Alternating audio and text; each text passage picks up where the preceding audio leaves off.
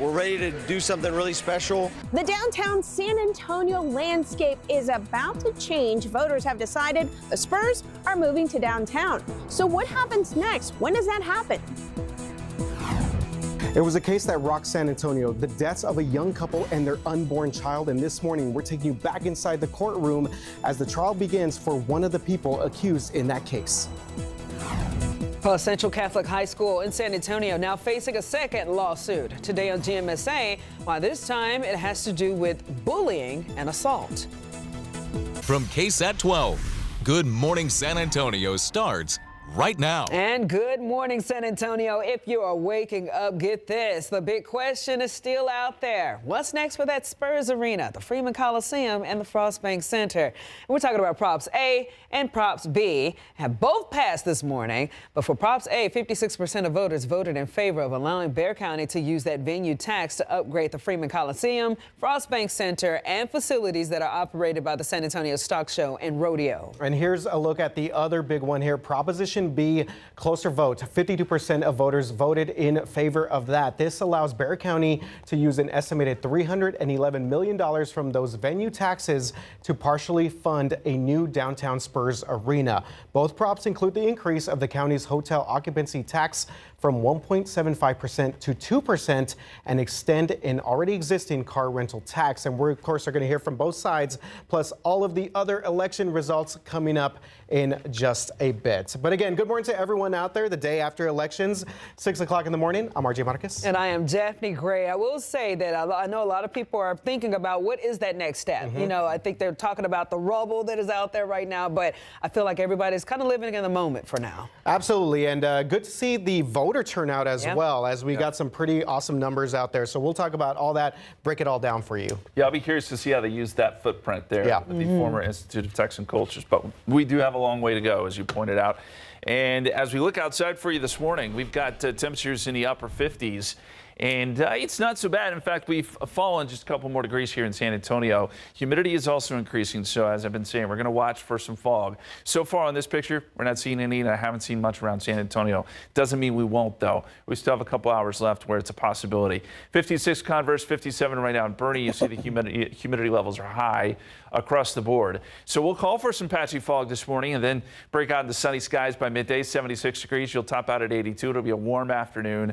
Short sleeves, T-shirts for sure today. And really next few days as we'll see sort of a similar setup. It's the weekend where we get some whiplash. And again, I just want to make sure everyone's fully aware of what to expect this weekend because it will be a tale of 2 days here.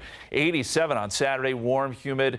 Sunday will be much cooler, almost 20 degrees cooler, and the gusty winds out of the north, and it will just feel very different, and all thanks to a cold front. We'll get you some more details on that coming up in just a couple minutes, but let's get you out the door and on the road. RJ, what are you seeing? All right, Justin, top of our 6 o'clock hour, and we start out with our inbound drive times. A lot of green on our screen right here if you're coming in from New Braunfels. Good news, only 26 minutes right now, not bad at all. Far northwest side of town, 24 minutes, and then along 281, 19 minutes if you're headed in from the far north side of town. 24 minutes on the far south side for all of our folks out there in Pleasanton. Do have to let you know about one incident that's going to be on the east side of town over by 410 WW White Road, and that's going to be affecting some of our traffic headed northbound on 410 over by the South Cross area. So looks like traffic is still for the most part moving along there. We will continue to keep you updated on everything headed out on the roads on this Wednesday morning. Okay, let's get to our top story this morning. Central Catholic High School is now facing a second lawsuit alleging that a former student was groped on campus. Yeah, that student, a freshman in 2021, allegedly groped in a school bathroom and beaten by other students. His family saying that they reported the abuse to the school more than 30 times. The lawsuit claims that Central Catholic staff didn't act on reports of bullying and assault, and it names the school's principal, dean, and a teacher and seeks $1 million in a grand trial. Now, this comes months after another lawsuit claims that the school was hazing. Central Catholic says that it takes these allegations seriously and denying the claims. Well, in just a few hours, jury selection begins for one of 3 people accused in the killings of a pregnant teen and her boyfriend. It's a local crime that got a lot of national attention back in late 2023. Mirta Romanos is accused of helping her son move the bodies of Matthew Guerra and Savannah Soto and their unborn child as well. She faces up to 20 years in prison if she is convicted. Her husband, Ramon Preciado, is facing similar charges. Their son, Christopher, is charged with capital murder for killing that couple. Now, Christopher Preciado is set to go on trial on February the 2nd. And new this morning, a local family is without a place to stay after their home was damaged in a fire last night. Now, this all happened just before midnight on Whisper Canyon. That's near Huebner and Stono Parkway. San Antonio firefighters say the fire started externally outside and went into the attic, causing a partial roof collapse. They're investigating exactly how this fire all started. And less than 2 hours later, San Antonio fire crews also responding to a fire not far from Woodlawn Lake. This one happening at an abandoned home along Bandera Road and near West Woodlawn. This fire is also believed to have started on the outside of the home. The cause of this fire also unknown. Now, we do know that no one was hurt. This morning, the federal government setting a new record. We're today marking 36 days of the federal shutdown, officially making it the longest in history. The good news, though, is that there is a glimmer of hope. It could end soon. Small group of lawmakers say that they've got momentum on a plan to end the standoff. It wouldn't give Democrats the extension of subsidies under the Affordable Care Act they are holding out for, but it would give them a standalone vote on the matter. Meanwhile, President Donald Trump's administration said that Monday that it will partially fund SNAP after a pair of judges' rulings required it to keep the food and aid program running. At least 7 people are dead after a UPS cargo plane crashed Tuesday while taking off from the Louisville airport. Today, NTSB FAA teams will arrive to start looking at what happened. But video captured the moment that the plane loaded up with thousands of gallons of fuel for a long-distance flight to Hawaii. It crashed, resulting in a large fireball. It left a trail of flames just miles from the city's downtown. At least 11 people were injured and some with very significant injuries. Kentucky's governor believes that the number of casualties will increase following the catastrophic crash. Getting to our election news still, it was a big night for San Antonio and the future of the Alamo City. Absolutely. And this morning, we're getting your reaction to Props A and B ultimately passing. Many of you have been sharing your thoughts on social media. No, a lot of you aren't shy on there. And on KSAT.com, one person saying, "Let's rodeo Bexar County. This will enhance our low self-esteem." Another person saying in part, quote, "Did any of the voters that approved this think about the crazy traffic and the chaos this new arena will bring to downtown? I will stay out of downtown." And you got another person coming in saying that, "I love the outcome. Build that arena and year-round rodeo." You can leave your comments, of course, anytime on our social media pages and on KSAT.com. It was also an important election for the state with 17 constitutional amendments on the ballot. That's right, Jeff. And that's where we're going to go now. Patty Santos live for us this morning in North San Antonio, breaking down the Constitutional Amendment 13. And Patty, this is actually some pretty good news out there for many folks. Good morning. Yeah. Hey there, good morning. So the downtown vibe is definitely going to be very different in the next few years. Before we get to Prop A and B, let's talk about another big decision that Texans made, Texas Constitutional Amendment 13. It passed by 79% of the vote, and this is going to have a real impact on all of our wallets. Here's what it does. It will raise the school district property tax exemption on a home's value from $100,000 to $140,000. What does that mean? That means that up to $140,000 in value that cannot be taxed to pay for public schools. Meanwhile, the wait is finally over for months. The debate over the San Antonio voters that have approved both Propositions A and B, clearing the way for a brand new Spurs arena downtown and a rodeo upgrades. So the big question is, what comes next? Well, first, here are the results. Prop A focuses on keeping the current frost Bank Center and Freeman Coliseum alive, dedicating nearly $200 million to transform those facilities into year-round rodeo grounds. The other big one, Prop B, funding the future downtown arena using the same car rental and hotel occupancy taxes. Bexar County's share will be capped at roughly $311 million, or about a quarter of the total $1.3 billion project. Late last night, Spurs managing partner Peter Holt called the vote mutually beneficial for all sides. So we had to ask him, when does this new arena come? But so far, he's offered no timeline, though the early estimates point to an opening around 2028. We're ready to do something really special. It's going to help the Spurs. It's going to help the rodeo. It's going to help all sectors of the community. And it's going to be right in our heart of our city. And this election was not just about the Spurs. Across Texas, voters approved all 17 statewide constitutional amendments covering everything from education funding to tax cuts and even bail reform. And listen, the turnout here in Bexar County was it was incredible. It shattered 2023 numbers. Nearly 100,000 people came out to vote on Election Day alone. So that is a big number, a big accomplishment for this county. Reporting live this morning, I'm Patty Santos. All right, Patty, thank you. And we already know one of the most outspoken groups against Proposition B says that their priority remains the same this morning, and that's keeping people at the center of the conversation. Cops Metro is a community advocacy coalition that has been against Prop B throughout this election cycle. They don't want the public dollars to finance a new downtown arena, but now they did take a neutral stance on Prop A. Regardless of the result from the last night, Cops Metro says that they're determined to advocate for the public's voice. All right, outside it is 6:10, 56 degrees. Starting to see a little bit of light on the horizon here on live cam, and sunrises will be in about 40 minutes or so. Sunset 5:45 today. Total sunlight 10 hours, 53 minutes. Your end of your work week forecast and the weekend forecast coming up. Tell grandparents you have to advocate for your own children. They don't know how to advocate for themselves. For so many Texas grandparents, retirement again on hold because they're back to raising kids, their own grandkids. Up next, how one local woman turned her struggle into a mission to help others do the same.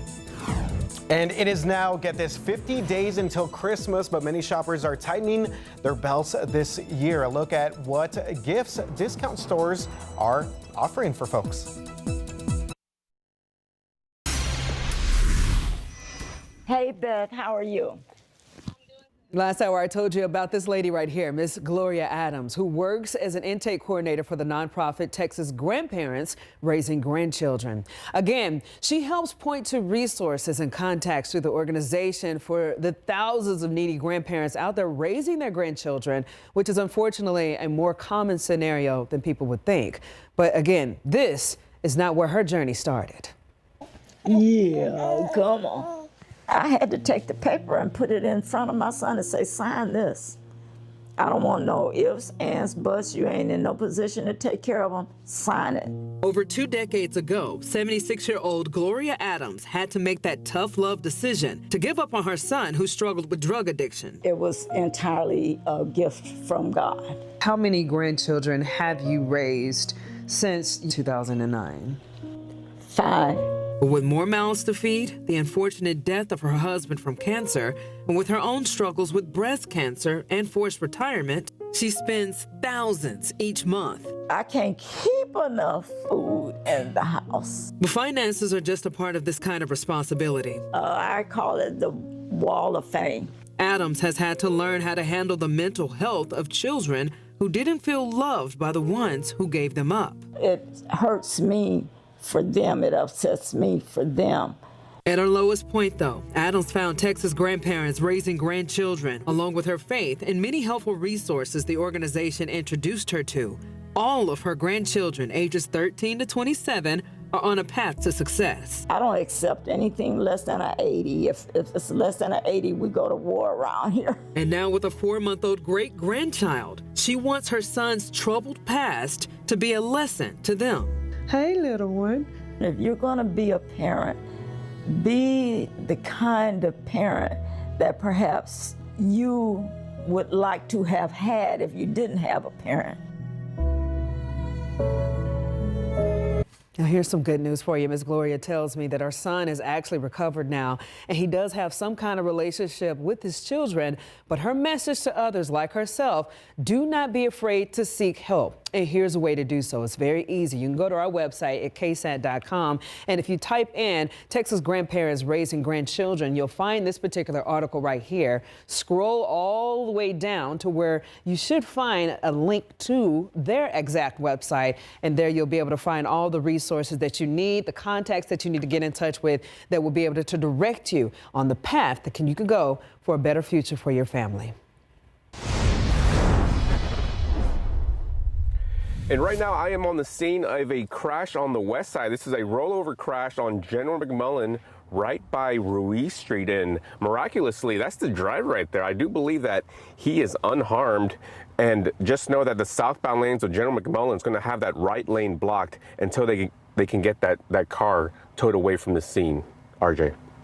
All right, thank you very much for that, Alex. So yes, this will affect some of our drivers on the west side of town. Let's bring you back out to our maps because still dealing with an incident right here, east to northeast side right now, 35. This is actually our southbound lanes right here at Rittiman Road. So this incident being reported as a disabled vehicle right there, Rittiman Road, but you see the backup right there at Eisenhower Road. So we're looking at about a 10 to 15 minute delay for all of our folks making their way 35 south on the east to northeast sides of town. A little bit of backup for our drivers coming in on 90 west.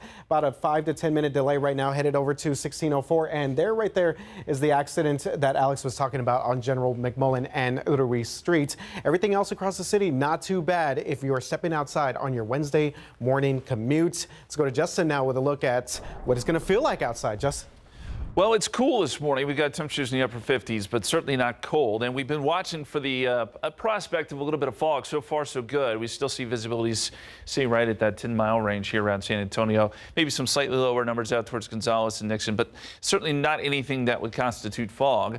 And so we may escape this morning without a lot of fog there. But I do think by tomorrow morning, you'll see skies become fairly foggy, and we may see some lower visibility. The nighttime satellite picture does show maybe a little bit of fog down here around Pleasanton and Cotulla, but if it is, it will be light and brief. As we talk about fog very quickly, just get set for next couple mornings. You know this, but I'll just do a quick reminder here. Slow down, give extra room, use your low beams, never use your high beams, and when in doubt, just follow those road lines. That'll keep you safe there. And hopefully we won't have to deal with super dense fog next couple days, but it is possible. 62 degrees, 9 o'clock, 72, 11 a.m., 82 will be our high today. Coldest weather so far this season here in San Antonio. We've had a high of 69. That's our coolest high temperature. Our coolest low was 40 on October 30th. We may beat both of these numbers as we get into the latter half of the weekend and into next week with a cold front. Here's the high on Sunday that we're expecting after this front passes by, 68. You see the really cold stuff up here around Chicago, Omaha, Minneapolis. These are high temperatures we're talking about. So kind of our first taste of really, I'd say, fall-like weather. And, you know, by early next week, we could see temperatures in the 30s for lows. That goes for Monday morning and maybe Tuesday morning as well. So I don't think we'll see a freeze here in San Antonio. Some places in the hill country certainly could. Until we get to that front Saturday night, it will be warm. 86 Friday, 87 on Saturday, and then much cooler behind that boundary. And windy, too, Sunday and Monday. All right, thank you very much for that, Justin. 6:20 right now, 56 degrees outside. Yeah, Christmas is just 50 days away, and holiday spending is taking a hit. How more shoppers are hunting for bargains this year. In this morning's GMA First Look, it's 50 days to Christmas and time to talk savings. Consumers are embracing discount stores as a part of their shopping list this year. According to the National Retail Federation, this year, Americans are planning to spend around $890 per person to buy holiday gifts, food, decor, and more. New data from Bank of America paints a so-called tale of two wallets, with higher earners expected to make more purchases than lower-income consumers. And those lower earners trying to make their purchases earlier than usual. A lot of the drivers of that is because of the need to spread out their expenses over several months to keep in line with their budget, but also with concerns about tariffs. And coming up at 7 a.m., we'll have much more on the holiday deals you can shop right now. With your GMA First Look, I'm Mola Lengi, ABC News, New York. All right, yesterday's pollen count, molds were low at 360, fall elm low at 10. We've hit kind of that break in our allergen count in the fall here, but hopefully some low counts again today. We'll bring that to you here in about an hour or so. Our Just Ask Justin question this morning has to do with airports. I wanted to know, what's the busiest airport in the U.S. based on passenger travel? Is it DFW, Chicago O'Hare, Hartsfield Jackson in Atlanta, or JFK in New York? So far, Atlanta leads. You can vote ksat.com/poll, scan the QR code. The answer is coming up soon. All right, well, traffic around our airport not too bad on this Wednesday morning. Quick check here at the east side of town, northeast side. Traffic starting to clear over at Eisenhower Road. We're going to check in the downtown area and the northwest side coming up in just a bit. Also coming up on GMSA at 6:30. An Austin marching band's equipment truck got wrecked by a train. Some of their instruments did survive, but instead of playing the world's tiniest violin that you see here for the competition, we talk about how 2 local bands stepped in so everyone had a shot at the championship. Plus, if you are Spurs fans, you're probably waking up pretty happy right now because a lot of you showed up and showed out for elections for Prop A and Prop B. But this morning, what we're doing, we're talking about the next steps to that new Spurs arena. The Spurs shoot and Bexar County voters come through in their plans for a new arena downtown. We're going to break down what's next after a close Prop B vote. A promise from a community coalition to keep people the priority of a downtown arena deal. After the results of the election, we'll show you their next steps. You've had a lot of time at home not doing anything. You decided that's not how you want to spend your time when you're not getting paid or having to go to work. What are you doing? Volunteering here at the food bank. We all know how frustrating it can be when you're left on red by your friend, your family, your mom when you need her the most. But magnify that frustration by an employer who leaves you on red during your job search. We talk about how you're actually not alone. Live from KSAT 12, Good Morning San Antonio starts right now. 6:30 right now on your hump day. Good morning, San Antonio, and thanks so much for waking up with us. We're covering you all across the roadways and in your forecast. And we're halfway through the week, well, almost halfway through the week, and so far it's been quiet weather-wise. We do think that things will pick up a little bit as we get into the weekend. Let's go outside for you. Another gorgeous sunrise here across the city of San Antonio. What you'll notice there is we're not seeing any fog. We expected some. Didn't get it, so we're looking at clear conditions. That's good for the morning commute, as RJ will tell you. Sun is up, or will be up here very shortly. 56 degrees at the airport, 53 New Braunfels, 56 Converse, 55 right now at Bernie. So again, cool, but not cold. And we'll check in on some of the visibilities around the area. So far, so good. We are seeing a few spots here around Victoria where fog has been an issue, but beyond that, visibility has been just fine here in San Antonio. I do think tomorrow fog will be more of a problem, but not so much today. 62 at 9 a.m., noontime 76, and by 5 p.m. 80. We should top out around 82, so nice and warm later this afternoon. We got a big cold front to talk about. We'll get you some more details on that. It heads our way this weekend. But the here and now, let's check in with RJ on how the roads are looking. All right, Justin, let's get you out safe right now with your traffic authority, starting with our inbound drive times. 27 minutes if you're coming in on 90 East over in the Castroville area. As you get towards 1604 in the far west side of town, everything else is looking pretty good. We will take that. 31 minutes coming in from New Braunfels, 27 minutes coming in from Bernie, and 32 minutes coming in from the far southeast side in the Floresville area. So some good news out there for our drivers. As promised, we're going to take a quick check here of things on the far northwest sides of town, where we're seeing a little bit of traffic buildup over by Bandera Road, kind of our normal volume that we see during this time of the morning, but everything actually is looking pretty good across the city of San Antonio. No major accidents or delays to let you know about. They have cleared out that other incident by General McMullen and Ruiz Street, so traffic is good to go on the west side as well. All right, 6:32 right now. We got an update to a story that we've been following. We have more details on an attempted murder-suicide that happened near Southtown. As a warning, some of the details may be a bit disturbing to our listeners out there. In an arrest warrant obtained by KSAT, officers said that 50-year-old Jose Garcia Mesa killed 42-year-old Valientes before attempting to end his own life. Officers say that they responded to the call of a suicide around 1:45 p.m. Monday at the 1000 block of South Laredo Street near I-10. They found Teles with a stab wound to her neck. Mesa had a self-inflicted wound and a note written in Spanish asking for forgiveness. He was booked into jail yesterday morning.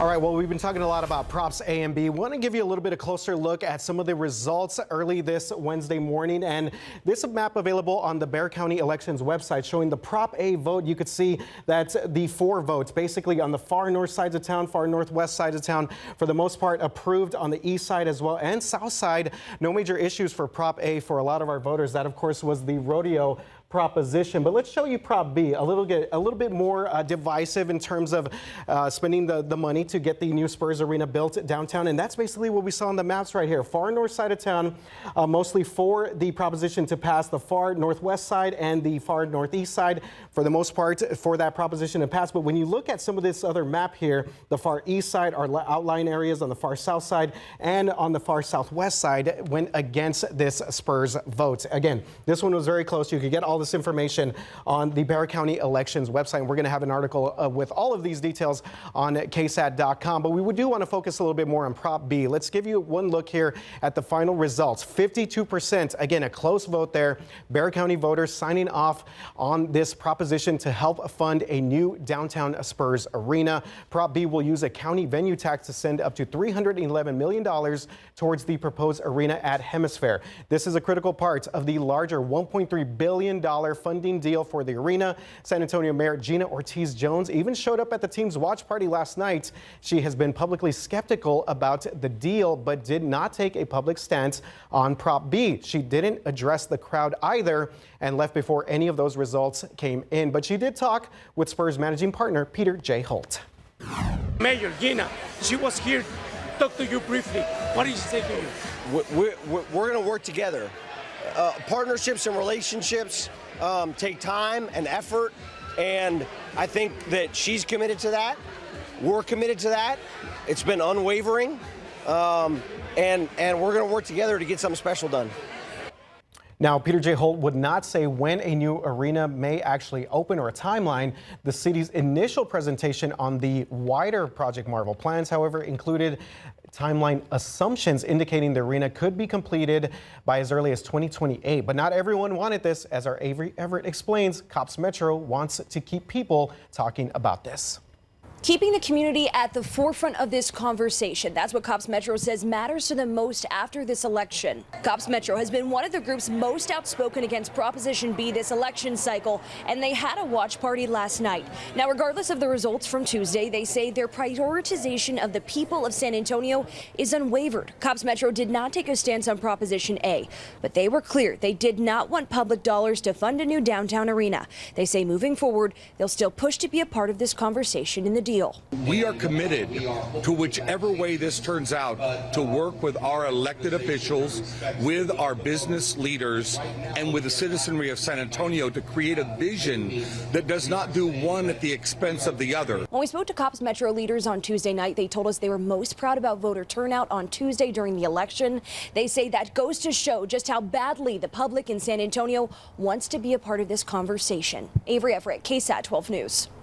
All right, thank you, Avery. Well, meanwhile, this morning, final numbers showing that Proposition A passed, again, with a wider margin, 56% of voters supporting this proposition right here. And hundreds of people celebrated the turnout over at the Frontier Club at the Freeman Coliseum. They told us that they're very excited for new facilities to make their way to the east side and to see those upgrades on the rodeo grounds. Rodeo officials said that they look forward to having Western activities at the rodeo grounds all year long. It was also a big night for the Bexar County elections officials, as they say that the number of voters this go-round surpassed other odd-year elections in 2023, 21, and 2019. Elections Administrator Michelle Carew says that there was a 19.4% voter turnout. She says that they saw nearly 100,000 election day voters and nearly 250,000 total for the election. And we have finalized and compiled the completed results of this election for you. It's available right now on KSAT.com. You can also scan the QR code on your screen right there, and that'll take you to everything you need to know, from the props to all of these state constitutional amendments and also local school bond elections, all available at your convenience. Another day and still no resolution to the federal government shutdown. This morning, we are putting a face to what the situation means. Federal workers have been on the receiving end of your generosity, but they're also lending a helping hand in our community. What's your name? Spencer Berry. How long has it been since you got a paycheck? It's been about 2 weeks, almost 2 weeks, going on 3 weeks. Spencer Berry considers himself lucky. He and his wife saved up a little for a rainy day, and well, some would say a 36-day government shutdown is a storm. But Spencer didn't want to sit and wait for a check or the government to reopen. I decided I would come out here and help a few people. Since the shutdown, he's been volunteering multiple days at the food bank, meeting others who are struggling. You said you saw some co-workers in this line. I saw one co-worker. I saw a few federal workers last week when I was working the curbside. He hopes his savings will sustain them for a little longer. If it goes on any longer into the holidays, is that going to have an impact? It might. Okay, so if you are in need of help this morning, this is a list of distribution locations that's happening in the next few days. It's right there on your screen. This is on the San Antonio Food Bank page, but we're going to make this available to you on our homepage as well. KSAT.com. Just go in there and search San Antonio Food Bank. Reporting live this morning, I'm Patty Santos. Thank you, Patty. In about 7 hours, the defense will call its fourth witness to the stand. We're talking about a case right now where we've been looking at this, where it's dealing with officers accused in the 2023 killing of Melissa Perez. She was shot after first responders arrived at her apartment during a mental health crisis. Yesterday, current officer Travis Thompson said that he and others feared serious injury when Perez grabbed a hammer, leading them to use guns instead of tasers. If convicted, the officers face life in prison. And of course, we've been covering this trial for 18 days. You can follow our live stream on KSAT Plus, KSAT.com, and YouTube. All right, outside with live cam, it is 6:39, 56 degrees. Coming up, we're going to take some look at some of our KSAT Connect pictures. Of course, full moon, super moon last night going into this morning. We have an update coming up. All right, and a quick check of the traffic on the northeast side of town. Things are looking pretty good over here by Eisenhower Road, but looks like we do have an incident right there at Perambidal, Nacogdoches area, and 410. We're going to break it all down for you coming up in just a little bit.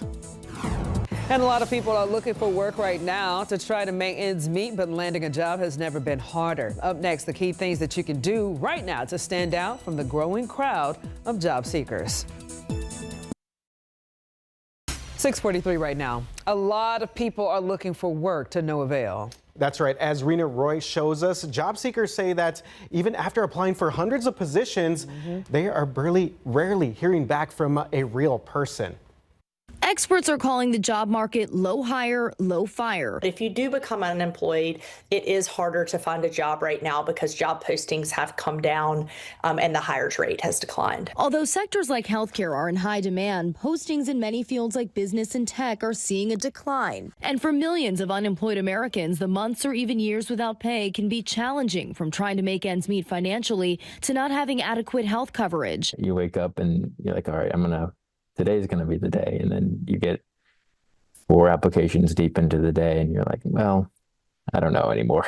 After 4 years playing pro tennis, Oklahoma native Scott Cameron started his New York City job hunt in January of this year. He was looking for a copywriting position. Scott says he often received no communication back from the companies he applied to. Experts say it's good to broaden your job search and to not give up on networking. It still matters how you are networking with people. If you actually look at the ways in which people get jobs, many of them are still gotten the old-fashioned way. In the 10-month process, Scott had just 3 interviews, with that last one finally landing him a job thanks to a connection from his first interview. I got my job offer that I currently have on my mother's birthday. So I was like, happy birthday, Mom. I don't need to live with you anymore. So you just have to keep trying. Rena Roy, ABC News, New York. All right, 6:45 right now. If you're about to step outside, traffic not too bad. Let's update you on the east and northeast sides of town, where we do have an incident right here. This is actually going to be 410 at Harry Wurzbach, right before you kind of get to the Nacogdoches area. So kind of splitting Nacogdoches and Perrin Bidle. A little bit of delays for our folks coming 35 south, and much further up on the northeast side of town. We are seeing about a 15-minute delay for all of our folks making their way 35 south through the Selma area. Quick check at the northwest side. We know things are starting to get a little bit busy out here for many of our drivers, especially northbound 1604 headed towards Bandera Road. Give yourself about another 15 extra minutes or so if you're making your way through parts of Shanefield, Braun Road, and Bandera Road as well. So we'll continue to keep you updated on the situation out there for our drivers across the San Antonio area. Okay, speaking of somewhat of a traffic incident, check this out. Literally hours before they were set to compete in the UIL State Marching Band Competition Championships at the Alamo Dome, a train crashed into a band's equipment truck. Yeah, fortunately, no one was hurt. But thanks to the San Antonio's own local bands also competing for the state title, they pitched in to help them perform on Monday. The equipment semi-truck for Vandergrift High School from Austin actually got stuck on the train tracks on its way to the Alamo Dome. Just minutes later, train came through, hit the truck, and we're told most of that equipment survived, but not all of it. That's where Reagan and Johnson High School band stepped in to loan Vandergrift what they needed to perform. This was just a circumstance that we needed to help out with because those kids deserve to have their best performance. Yeah, Vandergrift's band performed later in the evening Monday and was able to advance to the next round. Reagan High School band also advanced in the competition. Competition scheduled to wrap up today. All right, guys, I want to show you a picture here coming in on our KSAT Connect. This is the super moon. This was last night. Patrick sent this in. Also, the Beaver Moon, if you're curious, that's the name. It peaks today, so you can see it again tonight, as long as those clouds hold off. But pretty cool shot there. I'm always impressed by these high-resolution shots. Good stuff. Check it out on KSAT Connect. We got a couple more pictures if you want to see what the super moon looks like. All right, temperatures right now, 55 Converse, 55 Stinson, 55 in Seguin, some low 60s for Canyon Lake. 50 Bandera, 48 Hondo, so kind of a mixed bag of numbers here, but generally mid-50s here in San Antonio, and that's where we'll start out this morning. And then temperatures will make their way into the 80s this afternoon, so kind of coolish, maybe some brief fog, and then we'll get into sunny skies and warm temperatures by 3 o'clock once you get home from school. These are the high temperatures across the state today. 82 here in San Antonio, close to 90 in a few spots up around San Angelo and Abilene. So a warm day in general across the state, with the one exception being up there in Amarillo, where they're expecting a high of 69. Futurecast shows that we will get an increase in clouds, maybe some fog tomorrow morning. This is 6 a.m. I think it could be fairly widespread, more widespread than today. I mean, we hardly saw any fog at all, but I think tomorrow will be a little busier in the fog department, and we will see some of those morning low clouds. They will quickly burn off, though. By 10 a.m. tomorrow, it'll be gone, and we'll be back with some sunny skies. But all this to say, we're going to see some humid conditions the next few days and some warm temperatures. 81 tomorrow, 86 Friday, 87 Saturday, and then boom, bottom falls out. Cold front comes through Sunday. Will be much colder, 68. Gusty winds, and we'll get some chilly temperatures going into Monday and Tuesday morning. So 81 Thursday, 86 Friday, as we said, morning lows in the 50s. Saturday will be a warm one, 87. Then Sunday, things change pretty dramatically. By the way, that front moves through Saturday night. So by Sunday morning, if you have plans to go to church or just be out and about, know that things will feel very different. Gusty winds, gusts of 40 miles per hour. And as we mentioned yesterday, there is a pretty high fire threat involved there on Sunday. So please be careful. And then Monday and Tuesday mornings, 30s here in San Antonio. So you know, if we have 39 here, it's likely going to be near freezing in the hill country. And I think some places around Bexar County could get close. I don't think here in the city we'll have to worry about a freeze just yet, but something to look for. And of course, Tuesday, Veterans Day, high of 73. It does rebound. And we'll keep you posted on that cold front as it comes through this weekend. All right. Our Just Ask Justin question this morning is about airports. With the government shutdown and some delays across the country, it got me thinking, what's the busiest airport in the United States based on passenger travel? Is it DFW, Chicago, O'Hare, Hartsfield, Jackson, and Atlanta, or JFK in New York? What do you guys think? Definitely, I think Atlanta. It has to be, in my opinion. Yeah? So I've traveled through 3 of these, and the one that I have not, I think, is the answer. That's going to be Hotlanta. Okay. Is that right? Yeah, it is. You guys are so smart. And so our viewers are, too. Yes, Hartsfield Jackson in Atlanta is #1. It's the busiest airport in the United States, but also often the busiest airport in the world. It is the Delta hub and offers a central location here in the United States. If you're ranking them, it's Atlanta. DFW is #2. Denver, interestingly, is #3. Chicago O'Hare, and then LAX.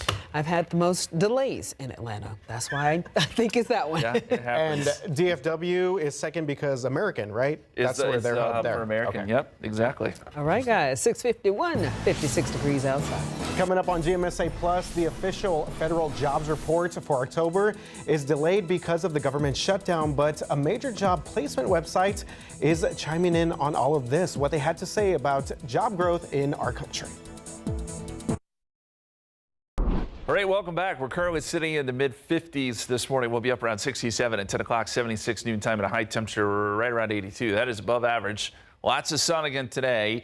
Watch out for some fog tomorrow morning. I do think it kicks in, and we'll see some clouds, at least early on Thursday, then up to 81 tomorrow. 86 Friday. Saturday could be our warmest day out ahead of a cold front, 87. But boy, things change in a big way on Sunday. Very windy, much cooler, almost 20 degrees cooler, 68 on Sunday, and we could see lows in the 30s Monday and Tuesday morning, RJ.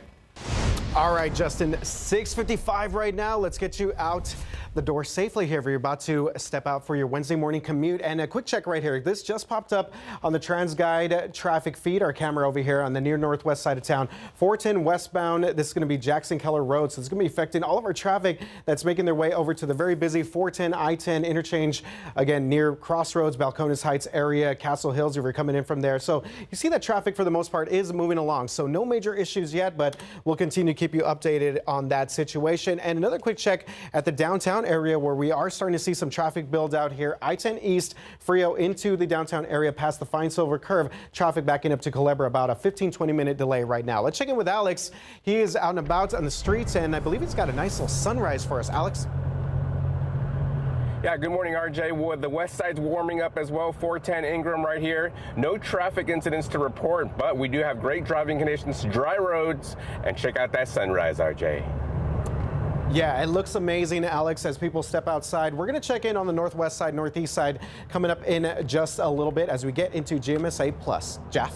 All right. Also coming up on GMSA Plus, obviously, we're talking all things elections with the updates on what happened with that Spurs arena. But also we got an update on that government shutdown, specifically regarding SNAP benefits. All that, so much more coming your way on GMSA Plus. Streaming on KSAT Plus and KSAT.com.